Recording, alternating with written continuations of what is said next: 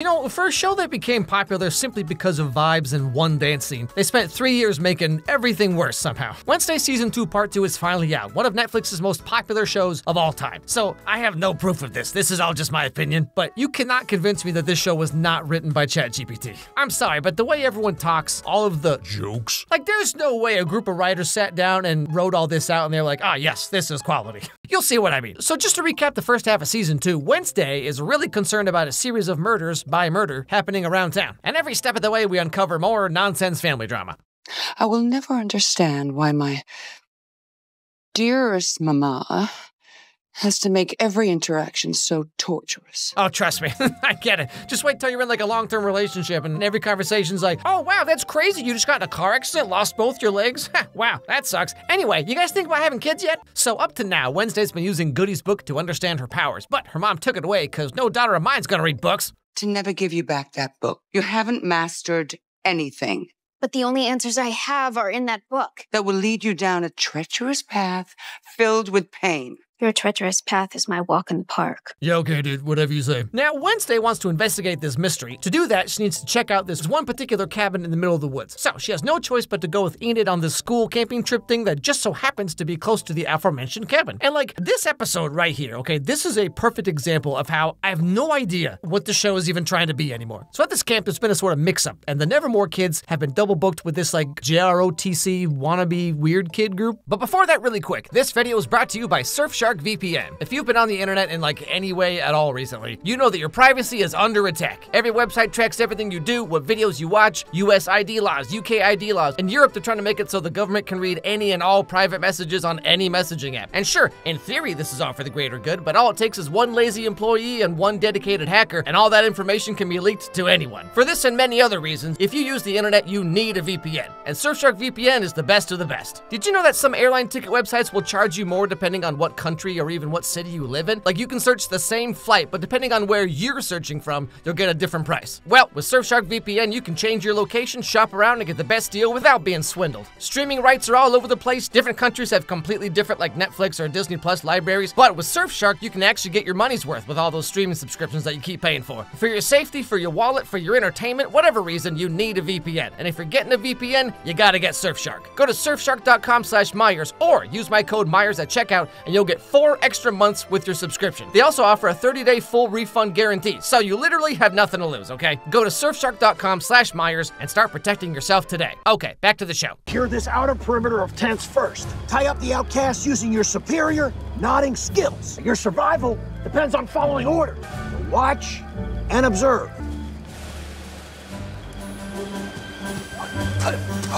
You know, I've said this before a lot of times about so many different movies here, but like, it's always true. So, okay, Wednesday Season 1 came out in 2022, and it was a huge hit, right? And now here we are 3 years later. Everyone who liked Season 1 is 3 years older, so 12-year-olds are now 15, 15-year-olds are in college now, trying out the worst facial hair you'll ever see. And yet, this season feels like it's been dumbed down for like 10-year-olds, maybe? Like, I mean, this is like mid-tier Disney Channel level right here. How does that make you feel?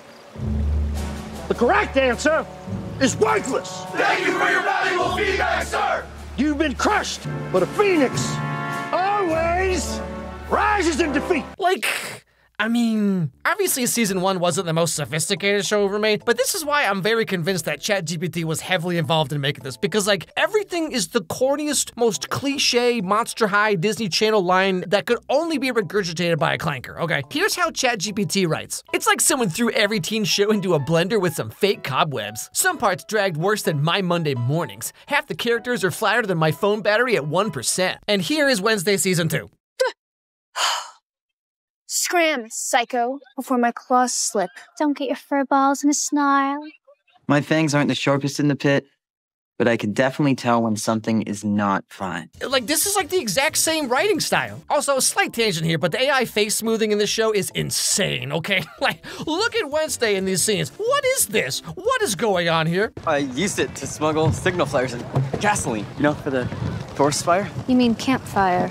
Whatever. Joining the campfire festivities this evening, Ms. Adams? I usually enjoy cruel and unusual punishments. Not tonight. Look at that! What? What is that? Which, are we supposed to just not notice that? This season also really does that thing that Netflix does so much now, where it's like they exposit literally everything, just in case people have this on like in the background or like they're on their phones the whole time or whatever, you know? Like, okay, so for some reason, the Nevermore kids have to do a capture the flag thing against the JROTC kids, and whoever wins gets to stay at the camp. And so they explain the rules, right? The defenders will hold the other side's Zephyr hostage. Once a team has reclaimed their Zephyr, they will fire a flare. And then the game begins, and it's like this. I got it! Fire the flare! Come on!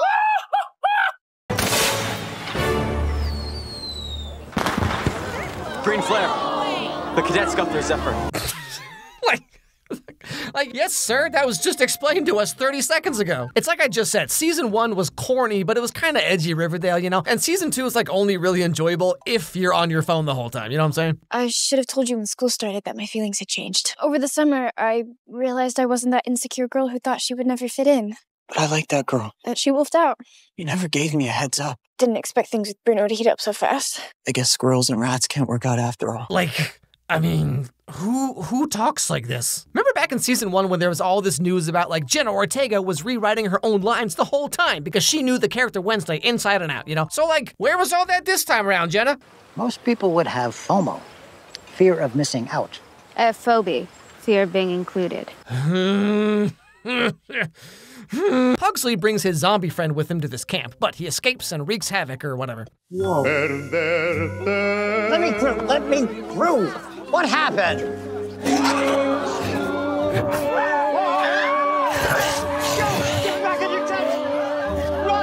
Do you not all have superpowers? Is that not the entire point of this show? Why are you running scared from a hobbling zombie? Anyway, then Wednesday has a sword fight with her mom. What is this? Like, this is literally Riverdale, okay? This exact same thing happened where we had Jughead's mom who was having a ninja sci-fight with a lawyer.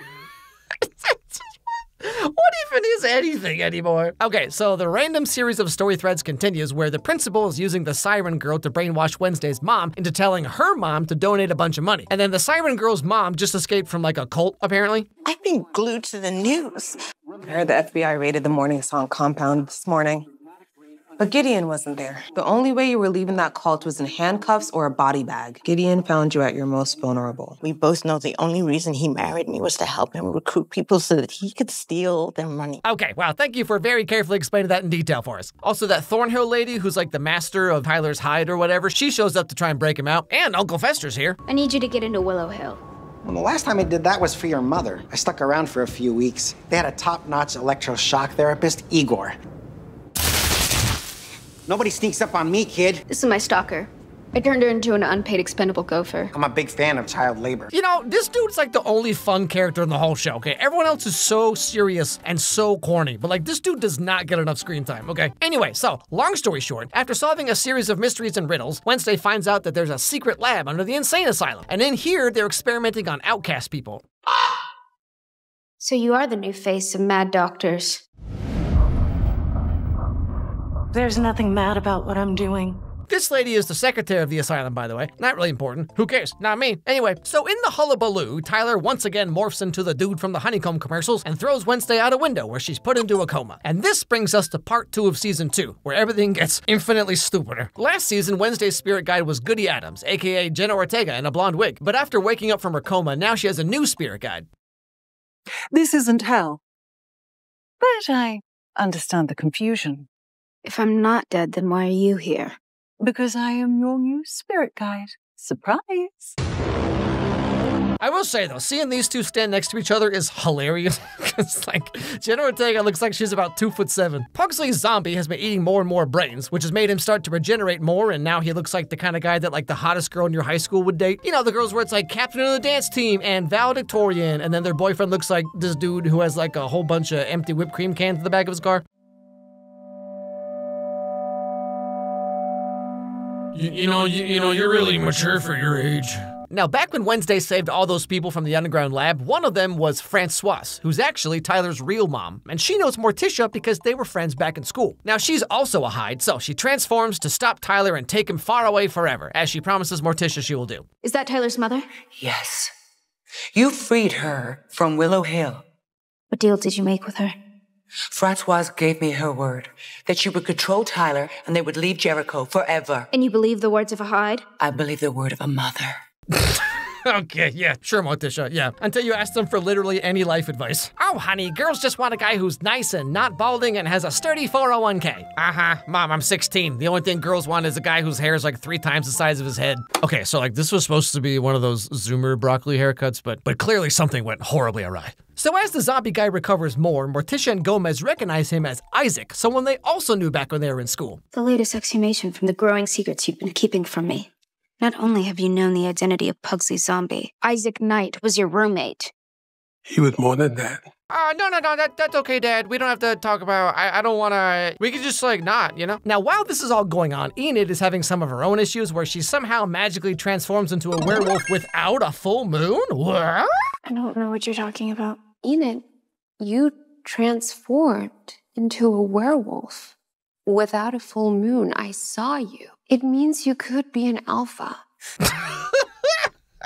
Of course she's an alpha. Why wouldn't she be? Now, if you recall, the whole driving force behind Wednesday's investigation is because she saw a vision where Enid dies because of her, somehow. And long story short, Wednesday finds this tomb that when she touches it, she gets transported into Lady Gaga's bedroom, of all places? You know, just a quick aside here, but I feel like the budget for this season, all of it went to just like celebrity cameos, and then they outsourced all the writing to ChatGPT, because that would explain so much. Anyway, Lady Gaga grants Wednesday one more use of her vision powers, but the price for this is that she and Enid switch bodies. No. No, no, no, no, no. Enid? What the hell happened to me? And you know, I will say, this episode is actually kind of fun, if for no other reason than it's like an actual change of pace. Now, we find out that unless they can switch their bodies back in 24 hours, they're both gonna die. How do I undo this? I am the foggiest. I did discover that 2 other ravens had the audacity to embark on this foolhardy endeavor before you. They were both dead within 24 hours. You see, now this would have made Freakier Friday so much better. Anyway, so of course this leads to both of them getting to know each other better and coming to a mutual understanding, which was already the point of season 1, but sure, let's just do that again. Also, we find the truth about Mr. Mullet Man over here. When Wednesday, as Enid, overhears him talking to his mom on the phone. I was just talking to my mom in the Philippines. You and your mother are awfully close. Miss na kita. Miss ko na yung pagpasyal natin sa beach. Miss ko na lalo yung matamis na mga labi mo. Or was that really your girlfriend back home he failed to mention in an act of time-honored misogynistic deception? Yeah, okay, Wednesday, I'm not saying you're wrong, okay? But let's just remember that Enid was also still dating Ajax when she was all with this dude's mullet in her mouth, okay? I'm just saying we got a little kettle pot situation here, all right? Anyway, so finally they switched their bodies back, and now the whole, like, Enid's gonna die, my dude, vision has changed, and so now it's about someone in the Addams family's gonna die. My premonition has changed, Mother. Enid no longer dies. One of us does. And Addams. I'd like to sacrifice Pugsley. Okay, I'll give you that one. That was a good one. Anyway, I'll spare you all the details here. So, Isaac is Tyler's mom's brother, and they were both friends with Morticia and Gomez back in high school. You're more like your mother than you think. I'm talking about your pathological predilection for secrets. Larissa, that's completely unfair. Is it? You have failed to be forthcoming with Wednesday about your true relationship with Francoise and Isaac. Okay, well, I've definitely read that manga before. Also, so Isaac is the dude from the ancient legend story from episode 1, right? But, that just happened back when Wednesday's parents were here? All right, guys, I'm gonna tell you this legendary story from the ancient year of 2003. Anyway, so at the gala, which is a pretty cool scene to be fair, with the combined powers of Wednesday, Agnes, and the Siren Girl, they managed to use the Siren powers to trick the principal into confessing everything about how he tricked everyone, and he's actually the leader of the cult that this girl's mom was part of, and a bunch of other stuff that doesn't really matter. It started when I ordered Bianca Barclay to Siren Morticia Addams, and when that didn't work, I held Bianca's mother hostage to force her to Siren Hester Frump to donate her fortune. So, problem solved. Now, this entire time, Wednesday's new spirit guide has been telling her that to get her vision powers back, she needs to be better friends with her mom. Your psychic ability isn't just inherited. It's intricately tied to your familial bonds. The escalating and unresolved tension with your mother is what's disrupting your power. Yeah, so this whole season is quite literally just Mommy Issues, the TV show. Tyler and his fake mom, Tyler and his real mom, Wednesday and her mom, Morticia and her mom, Bianca and her mom, Enid and her hairstylist. Anyway, so the ladies of the Addams Family household all get together to hold a seance, as you do on a Thursday. Hurry, Gomez. No one will ever know we were here. Wait, I'm sorry. Hold on. Season 1 is about how in high school, Morticia killed Garrett Gates to defend Gomez, and then Gomez took the blame and it was like a whole thing, right? But also, 2 weeks before that, Morticia killed Isaac too. By the time I arrived, my darling Gomez was close to death. My sabotage sent the machine into a frenzy. Francoise, she survived the explosion, but Isaac didn't. Seriously, this entire show is just about Wednesday digging up everything her parents did back at Hogwarts, or Monster High, School for Good and Evil. Crap. Nevermore. This is like Harry Potter's kids going to Hogwarts and then they're like, wait, Dad, hold on. You killed a snake god in the bathroom and then 6 months later you were time traveling? And you have billions of gold coins and you never offered to share with the Weasleys? Anyway, so long story short, Pugsley gets kidnapped by Isaac so he can power the machine that's gonna remove Tyler's mom's hide powers, because every time a hide transforms, their life gets shorter. Now, Isaac was trying to do this to her years ago by using Gomez to power the machine, but Morticia stepped in and blew it all up. And as for your father, the experience permanently robbed him of his outcast ability. So Wednesday tries to stop Isaac from taking Pugsley, but she ends up getting buried alive. Enid goes full werewolf to rescue her, but now that means that Enid is a werewolf forever.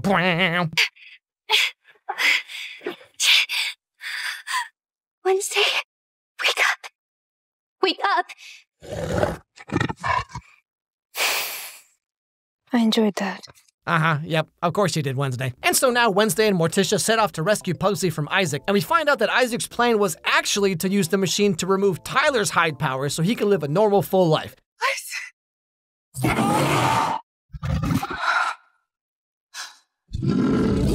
It's okay. Shh. It's your mommy. I haven't enjoyed a mother-son relationship like this since Psycho.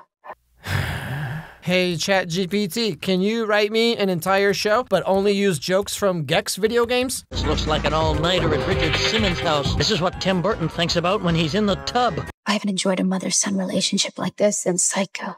I haven't seen blasts like this since taco night at James Earl Jones' house. Also, Thing is actually Isaac's old hand, by the way. Not that it really matters much, but still. Anyway, so they all work together, and they stop Isaac, and they blow up the lab. And so in the end, everyone's fine, except both Isaac and Tyler's mom are dead now. Morticia gives Wednesday her sister's diary so she can have a fun summer activity of investigating more family secrets. And Tyler is still alive and still has his hide powers. You can't survive out here alone. Not for long. But I can save you. Yeah, I'm done with mothers and masters. Yeah, I mean, a mommy master? Who would ever...